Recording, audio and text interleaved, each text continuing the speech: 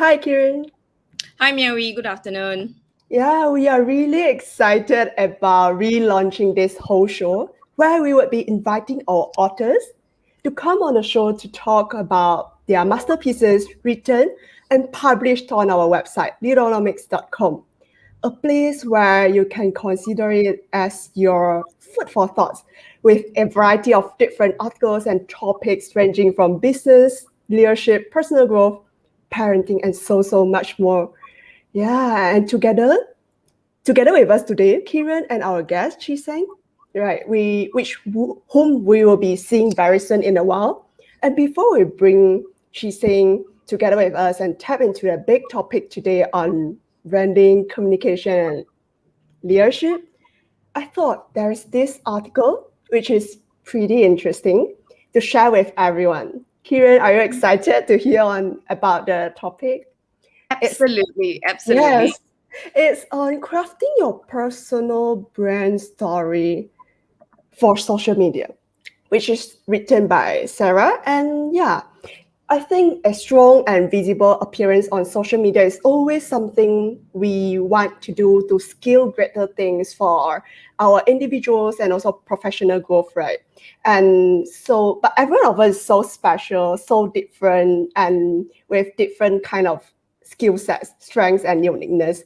It's also, I think it's interesting that how social media is the reflections of our beliefs, perspectives, or even identities, and that kind of perceptions that we are having towards the world.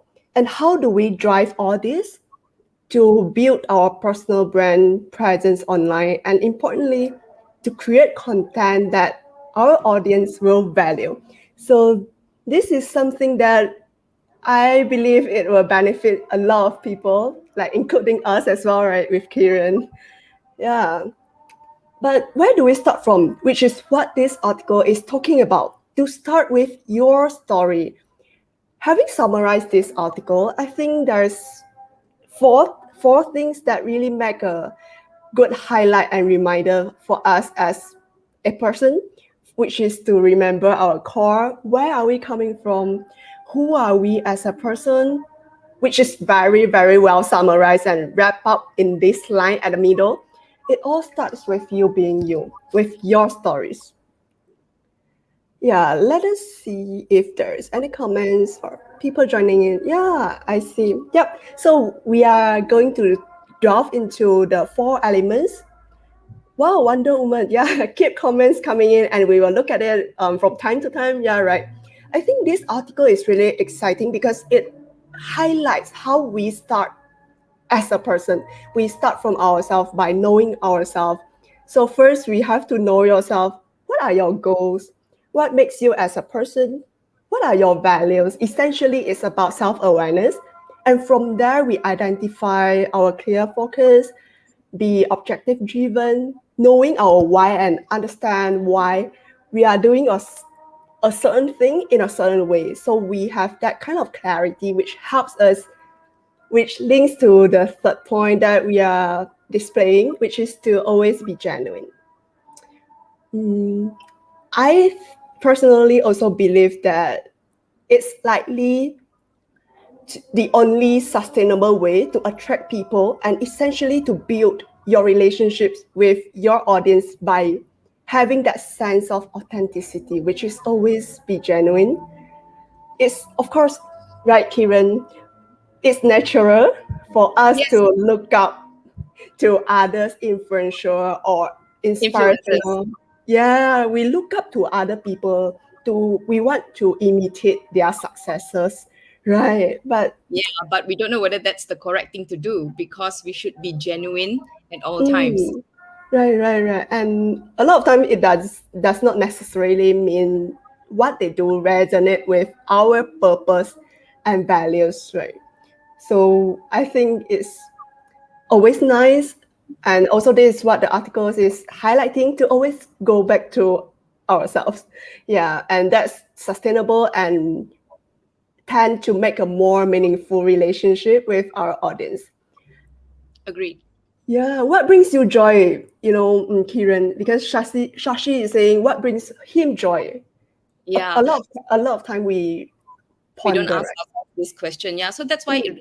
this kind of sessions where we actually sit down and we look within and ask ourselves, what gives me joy, because only when we discover what gives me joy, only Mm. then you will know exactly who you are. And once you know who you are, then you know exactly how to write your story to present it on Yes. social media. Because remember, the people who follow you on social media are your audience, are the people who like catching you on your platform, be it Instagram, Facebook, or LinkedIn, whatever it is. So you must ask yourself what gives you joy, and then you got to tie it back to what you said earlier, your big why. Yeah. Yeah, and that's from there people connect with you in a deeper level, right? And I think that supports your narrative and your backstory about who you are as a person that shapes and act as the kind of fundamentals in supporting our branding. Right? I think that's how I see it. How about you? How do you see it, Kirin? Actually, this is a fantastic article because I feel like it's got all the pointers you can use to start crafting your personal brand story. So it's definitely a read. It's definitely a good read for anyone who is looking into building um, their own brand. But Yeah, I believe you yeah, have more to share. Am I right? yeah, agree. But these four things that we have been talking about is on backend kind of preparation that we are doing, right? Before we push Yes. our content forward. But how do we drive this? Like, so here is the interesting part about the article. It also kind of provide us with 5 pillars of content to kickstart, be it is for the people who are new or people who currently want to improvise their system for their marketing journey, right? Yeah. It's yeah. And here maybe let's tap into the first one. How can we be educational? Maybe we can provide tips to people, solutions or learning experience, or even book that we read within our industry or beyond to share insights with our audience. However, it can also be done in a very entertaining way, which links to second point, which is entertainment. Maybe we can do a vlog on a day of a digital marketer life, that kind of content that tied to this concepts, or even we can also deliver content with elements of animation or any kind of fun elements to engage our people, so people are having fun and also taking things away or they learn something, right?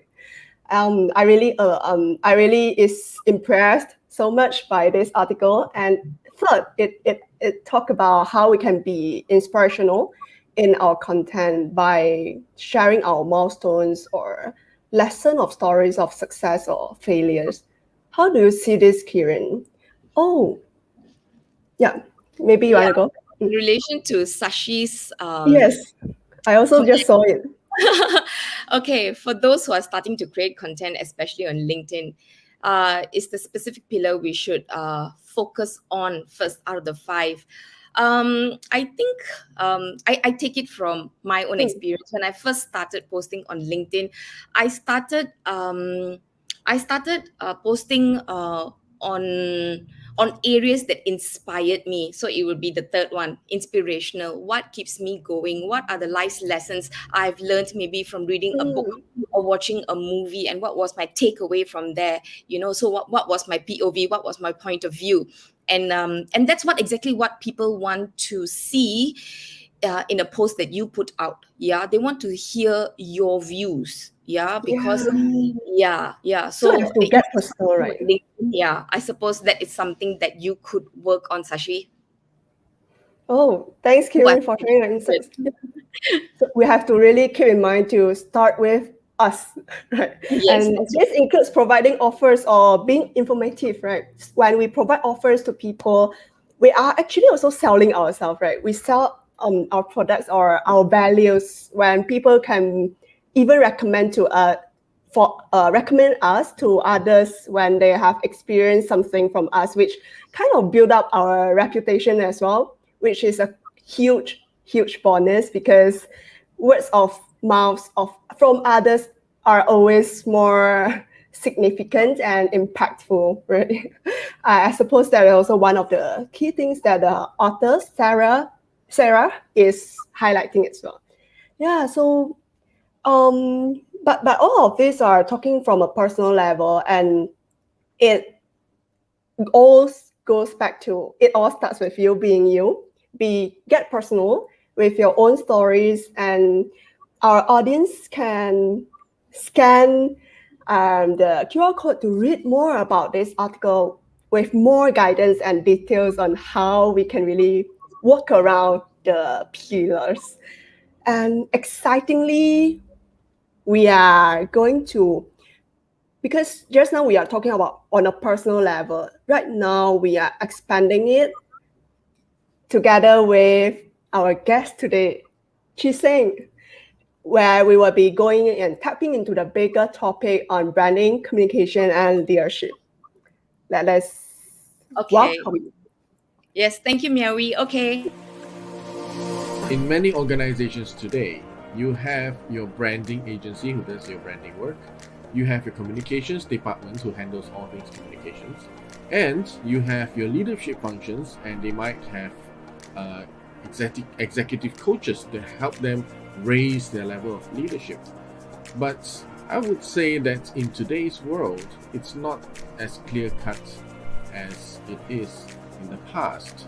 The lines between leadership, branding, and communications are really being blurred. And I would say to remain relevant in the new normal, and not just in the new normal, but from the new normal onwards, leadership, communication, and branding has to be tightly integrated. Because what really drives branding that gets compelling to audiences is culture. How the company behaves and presents itself has to come from the inside out. And what drives culture is leadership, right? And communication is a key part of leadership because it imparts the vision to your stakeholders and gets their buy-in. So it's really very integrated. So in this article that I wrote for Leaderonomics, I will be exploring how it works, and I'll give you a case study of how this has real-world implications on business and the bottom line.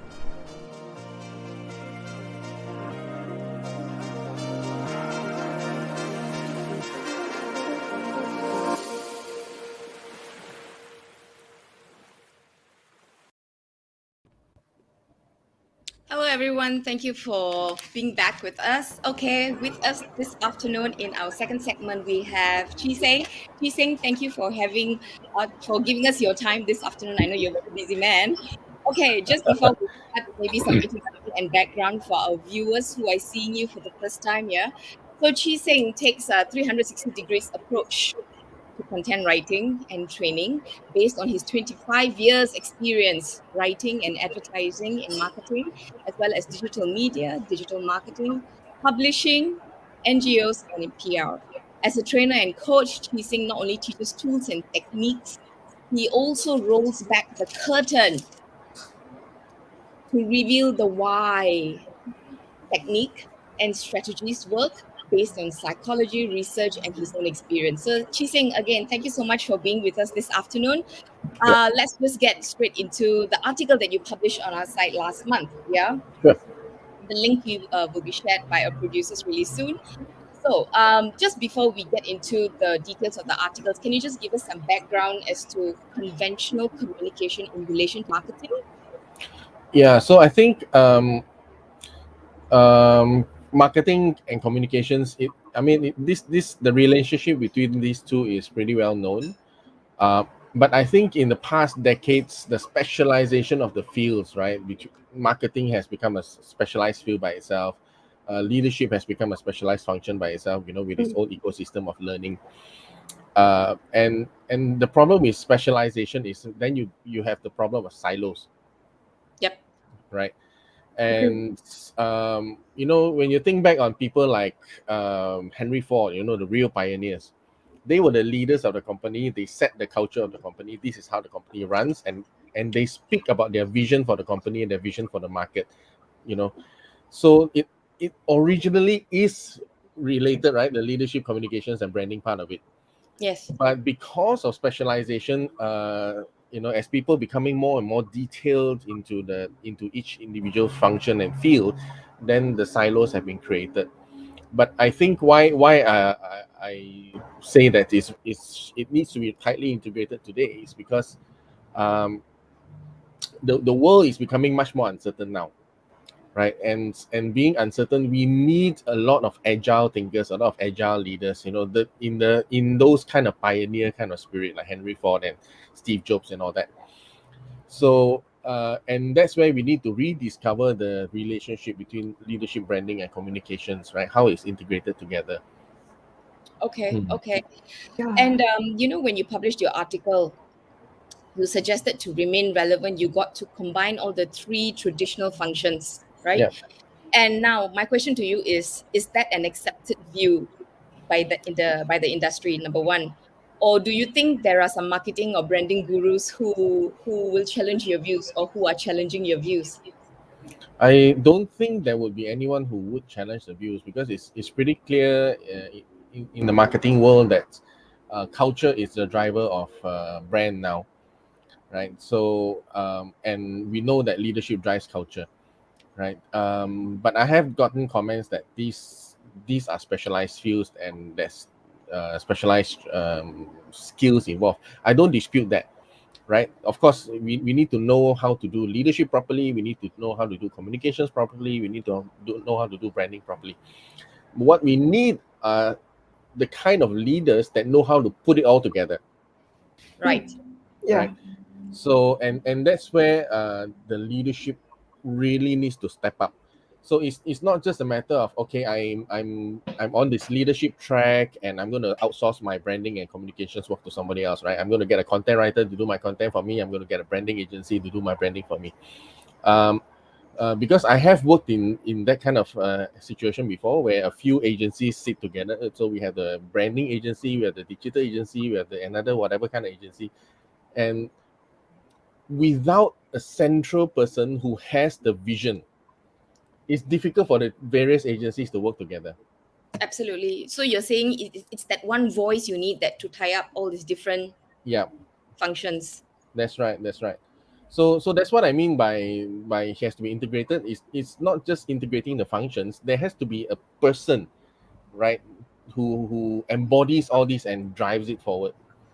So and that's where I feel this is something that we really need to look at, um, developing these kind of leaders, right? These integrated leaders, or full stack leaders, if you want to call it, right? Leaders who have a hand in everything. They might not be master of everything, but at least they know how everything functions and how it all ties together. Mm. Okay. Okay, cool. Now, okay, another interesting part in your article, you make reference to brand culture. Hmm. Yeah. So you say brand culture goes beyond a company's image or its generous employee benefits or great office interior and Hmm. letting people dress casually. Yeah. And you say that the brand culture has to be backed up by solid values. Okay. Yeah. Solid values that are manifested across every aspect of the company's operations. That's Yeah. a lot. Yeah. That's a Yeah. lot. So my question here is: can you tell us a bit more about brand culture and how can we implement it in our companies? Yeah, in our day-to-day operations. How do we do this? Yeah. So it really starts from leadership. Um, if you're a small company, I guess it's easier to do because you're basically the one person in charge, right? So the person in charge, the person, and I'm not talking the person who's sitting at the top seat, right? Mm, The person in charge can be somebody who is not sitting at the top seat, yep. right? The real person in charge sets the tone for the culture. So once that tone is set, well, you can have whatever values you like on a poster in a wall, but the real culture is what is happening inside the company. And what Right. happens inside the company is always reflected outside the company, right? Because for example, we value our partners in business. That's your value written on the poster, right? But Yes. when it comes to payments, come on, you give me 1 month, let's stretch it to 3 months, right? Mm. Or let's misplace this invoice because we are a bit tight this month, and wait for them to remind me. So Right. it's not consistent, right? Mm. So it has to be consistent, even the back end functions, whatever it is. Because why? Mm. Especially in the social media world now, especially in a connected world now, it's so easy to talk about somebody else, right? And Yes, you're absolutely right. Jeff Bezos said, your brand is whatever people are saying about you when you're not in the room, Correct. Mm. right? So if your brand is stated in one way, but your behavior is another way, that starts a conversation out there in the market about how you're really behaving. Mm. If you had no brand to start with and people are talking about that, talking like that about you, I would say it's even better than if you have a positive brand and then people are saying, look, these guys really do not live up to what they say. That's even worse, Yep. right? Because the Get. distance between what you say and what you do is looks even worse, Wow. Yes. It's Agreed. right? Agreed. contrasting. Yeah. Yes, Agreed. Agreed. Agreed. So basically, what you are trying to say here is you have got to be consistent. exactly. So it really has to be consistent. So whatever you say your values are, you have to really uh, manifest it Implemented. in every Manifest every yeah, every step. So whether aspect of your it's business. internally with your employees or sideways with your vendors or front facing with your customers and clients. There So you it's go. all angles. All Yep. angles, yeah, there's no other Stages. way. Okay. So Fantastic. I mean there are companies who I think this is not easy to do, to be honest, right? To be so consistent, especially if you're a large company with many staff.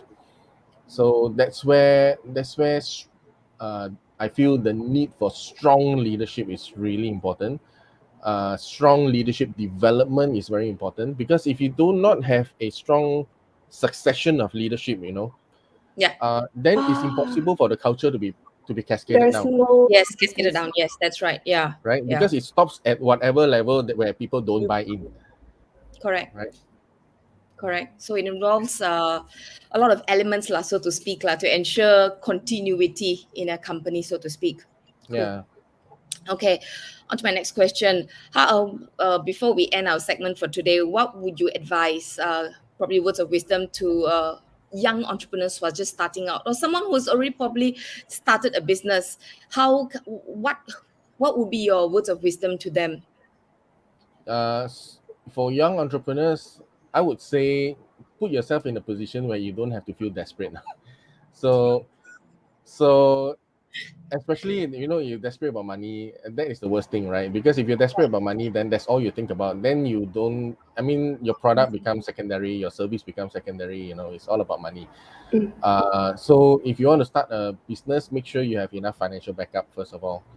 Then you have at least some room to focus on the really important stuff, right? Your culture, your product, your service, your customer experience. So I think that one is really important. But I'm very glad that I see a lot of young people, they do place a lot of emphasis on that, right? The customer service and the what do you call it, the customer journey experience as well. Yeah, Yeah, I think that's really important because, you know, for us, the customers is everything. You yeah, know, one Customer bad centric. experience yeah, uh, yeah, yeah. is And taken also I almost. guess a lot of the older folks, I don't blame them, because that's where the culture they grew up, right? A lot of older folks, Mm. they grew up in poverty, so money making was the primary. Mm. But I think in today's world where we have more wealth than before, I Yes. think having that come across to your customers, it really turns people off. Right. So that's where having the importance of a purpose of customer experience, that's really key now lah, in when you're starting a business. Okay, Hmm. that's really, really good advice by Mr. Chi Singh, who has joined us this afternoon in our relaunched Leaderonomics.com show. Thank you again, Chi Singh, for your Thank you time. for having me. Yes, Yeah, our pleasure, we are happy absolutely. to. And for all those of you who've really enjoyed Mr. Chi Seng, Mr. Chi Seng will be contributing more articles on our website. So please head out to our website to read more of his views and his thoughts on different areas. Thank you so much, Chi Seng. Okay, so Meowie, we are done with two segments this Yeah. afternoon. So that brings us to our final segment of the Yeah, show. we didn't wish to, but Yeah. we have, but we have more episodes coming in. Yes, we have more episodes coming on a monthly basis. Yeah. Mm, And just before we go off, yeah, we've had a really yes. heavy session on branding and communication and Yeah, leadership. we learned so So much. yes, we have. So just before we go off, we're going to play something. We're going to play a Yes. video by Mr. Let Scott us. Friedman. Yeah, it's going to be something a bit lighter. Yeah, Mm, and here he shares his secret to a happier life. Yeah, so go ahead, people. Good afternoon to all of you all. Have a good lunch break and yes. enjoy the video coming up by Mr. Scott Friedman. Thank you. All See right. you. Thank you. Hi, I'm Scott Friedman, author of Celebrate Lessons Learned from the World's Most Admired Organizations. Today I'd like to share with you a leadership nugget about becoming happier.